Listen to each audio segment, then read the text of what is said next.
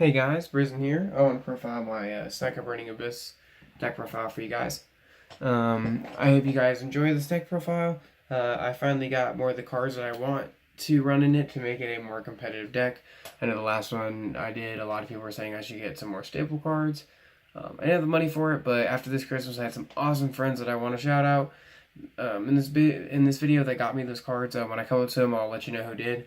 It's awesome of them. So I'm running a lot more cards that I wanted to for this deck going into this current format than before. So I hope you guys enjoy it. I like to show it off. There are some other cards I would like to run in here. I just don't have the money for. I wish I could get them for you guys. If I ever do come up with the money for it and I can put it towards it, I will.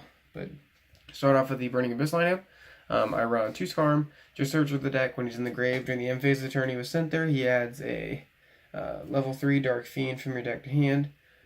1 Graph. He's your special summoner of the deck.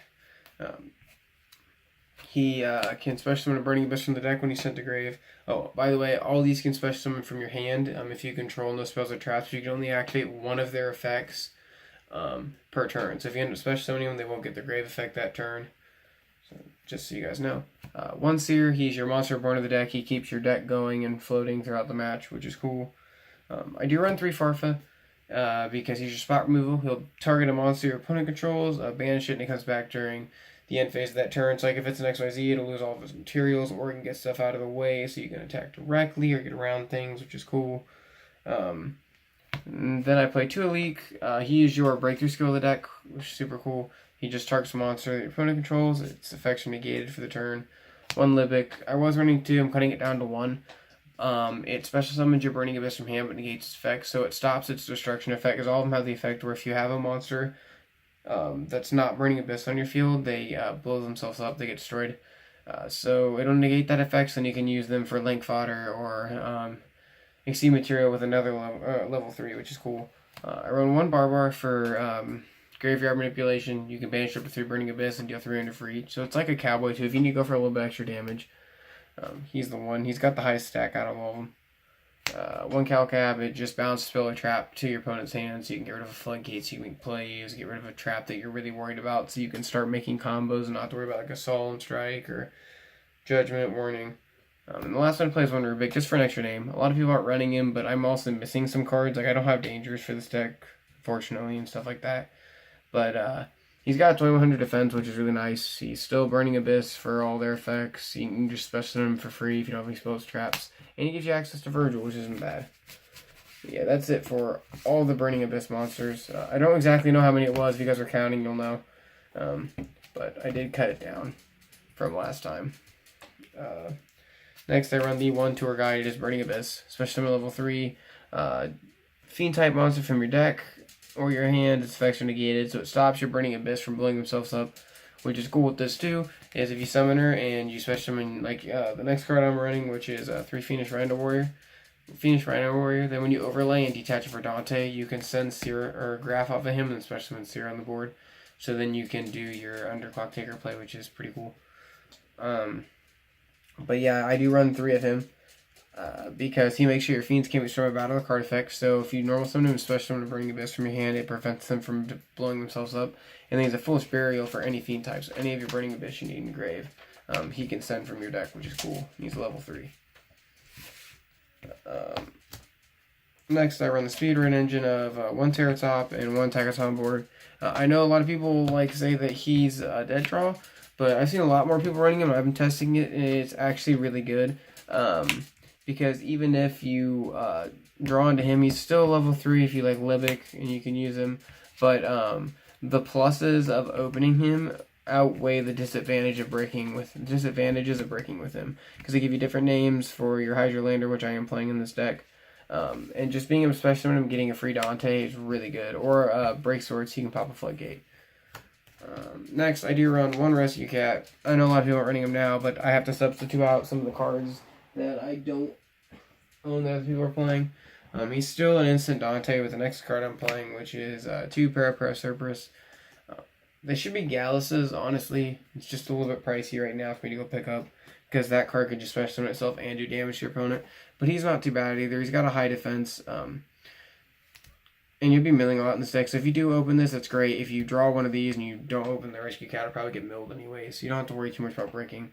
When you take battle damage from or effect damage from your opponent while he's in the grave, you can banish him and pop a card in the field to get rid of floodgates, monsters. Just really good. It gives you some defense.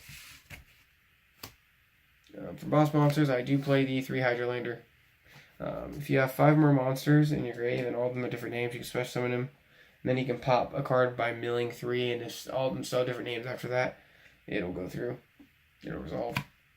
2 BLS, shout out to Justin. He got this for me for Christmas. My friend Justin, it was awesome. Definitely better than running Chaos Sorcerer. He can attack once again if he destroys a monster, so he can kind of get rid of boards. He can target a monster in the field and banish it. Now he is light in the dark. And in the deck, all the Burning Abyss are dark, and then of course if you mill one of him, he's a light. Dante, Beatrice, Pilgrim, Virgil, they're all lights, so that gives you more lights in grave, which is awesome. Then I run 2 of the new Chaos Dragon, a Chaos Dragon Legionnaire. You banish up to 3 light or darks. If you do all darks, you remove a card out of your opponent's hand by random. If you do all lights, just some monster in your grave, from your grave in defense position. So it can help you with link plays. And if you do a mixture of both, which is usually what you'll do, you'll get to pop 2 cards on board. So it's like spot removal. And the last boss monster I run is one Dark Armed. Because you do have the Graveyard Manipulation second like Barbara and the other card I'm about to show you that I play. So he's just, you can banish any number of darks in grave, pop cards in the field to get rid of a whole thing of back row. A monster. He pretty much just forces your opponent to use their out on him so then you can do other things, which is really nice. And then, of course, I do play the 1 Snow just to make sure Hydrolander can go off, or your Dark Armed. By banishing 7 cards, you can banish any extra copies of things, which is sweet. And you can just send this straight off of Beatrice, or mill it off of Dante, so it's really easy to get in grave. And it's a light for your BLS and everything. For my hand traps, I run 2 Valor. So I'm trying not to run too many 3s in the deck. I only do ones of cards that really help my deck do what it needs to, like finish Rhino Warrior or, Farfetch'd, because that's like one of my outs. But this card is good. It can negate an opponent's monster effect during their main phase. I do only run the 2 because of Sekka's Light. On top of it, it's not as good as some of the other ones. Like if I had Ash, I'd probably do 3 Ash just because Ash is really good. But until then, I'm running these, and they're lights for your BLS, your Legionnaire, like I'd stated, so really good. Helps with that. And lastly, I play Kaijus. I play 1 Humongous, 1 Godarla, 1 Radiant, and 1 Thunder King. I run 1 of each because they're all different names for Sekka and Hydrolander, or Hydrolander. I don't know why I've been saying Sekka. I'm sorry, guys. Hydrolander. I play the Radiant because it's dark for Dark Armed, and the Thunder King uses a light for like the BLS and the Legionnaire. Other than that, I'd probably take out the Gardarla for a Gamma Seal, but I don't have that, so... And it really doesn't matter. You have outs to these guys like Legionnaire, BLS, Dark Armed. You can Fairy Tail Snow them and get over them. It's not too bad. But they get over problem monsters. I only run the 4 because you don't want to be drawing them all the time. But every once in a while you have that awesome moment where you can Kaiju your opponent and special one from your hand, which is cool. And for the last card I run in the deck is 3 Sekka's Light, obviously. It's just a free pot of grief for this deck. Can't activate any more spell or trap cards for us to do besides Sekka's Light. We draw 2 cards. If it's in the grave, you can banish it, shuffle a monster in your hand to the deck, and draw 1. So it can help you like shuffle back cards you don't need. Like maybe you have a pair on hands, and you shuffle it back into the deck to make your Rescue Cat that you haven't used live yet. And then you get, maybe draw into a Rescue Cat. You never know. But really good card. Kind of help this deck do really good. It's like a New Age monster master almost. It's really cool. If anybody remembers that deck, the deck was awesome. On to the extra. In my build, I play 3 Dante. Most people play 2. I agree with that. I just don't have like the Boral Sword or the Unicorn to put over it. So until that point, I'm running 3.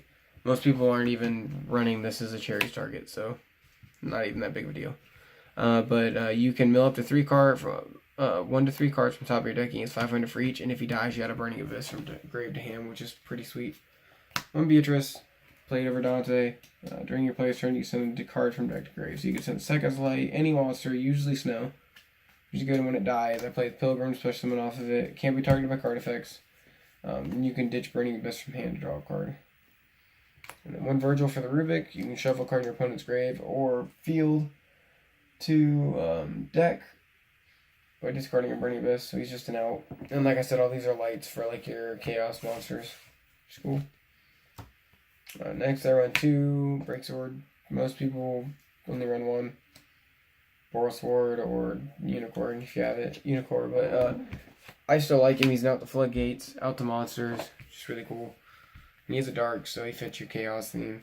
And then 1 DDD Stone King Darius. He's just my out to anything really big that I can't just normally get over. If I attack into something with my detached material, he's not destroyed, and I destroy it every battle. That's it for the XYZs. Under the links, 1 underclock. Just a really easy link 2 to go into for this deck and helps you get over things, because most of your monsters you have out, like Dante and Beatrice, will cap at 2,500. But what's really cool with him, like I said, is if you use a Rhino Warrior with Tour Guide and then you mill the Tour Guide, or you mill the Rhino Warrior, you can send the graph from deck to grave, especially that Seer, and then link with the Seer and Dante into Underclock Taker, obviously Dante, and then Seer. Seer will special summon the Dante. Dante will have the Seer to hand, and you can special summon it right underneath the Underclock Taker, and then just send another Burning Abyss you have to grave from your hand and special summon Beatrice under it, which is super good. Then you'll have your opponent next turn will have Fairy Tail Snow and Underclock Taker and Beatrice to worry about. Then I run Spell Nightmare Engine, 1 Cerberus, and 1 Phoenix for special summon monsters and spell and traps removal. Unicorn would be good, but since I don't have it, he's the next best thing. 1 Decoy Talker, just a really good link. He gains 500 for each monster he points to. If your opponent would target a card with card effects, you can tribute a monster he points to, negate that effect, and destroy that card. Which is cool. On top, Logic Spina. I feel like this deck can use it the best out of most decks, because you can just special summon Burning Abyss to zone it points to, or Dante. And when you do that, you banish all spell and trap cards in the field, and your opponent takes 500 for each, which is cool. So it gets to around like Altergeist or any trap-heavy deck. And last but not least, Boral Sword Dragon. Shout out to my friend Ryan. Awesome guy. He got me this for Christmas. Justin wasn't going to give me this, but he got me the BLSs instead. So I'm so glad that he got me it. Can't be targeted by our monster effects. During your player's turn, you can't activate anything in response. You can make a monster lose 500. And when you attack into something, you can snatch steal it, which is awesome. So it's just my out to anything that any other of my cards can't get over, which is really cool. Yeah, 15 card extra deck, guys. And that is it for my Sekka Burning Abyss deck for you guys. I hope you guys enjoyed it. Like, comment, subscribe. Give me suggestions if you will, or if you like the deck, let me know. Obviously, the failures should be Ash Blossoms. I'd probably do 3. I need a Boral Sword, Unicorn, that good stuff. I do know that. But this is what I got for you guys. Hope you guys enjoyed, and I will see you guys later.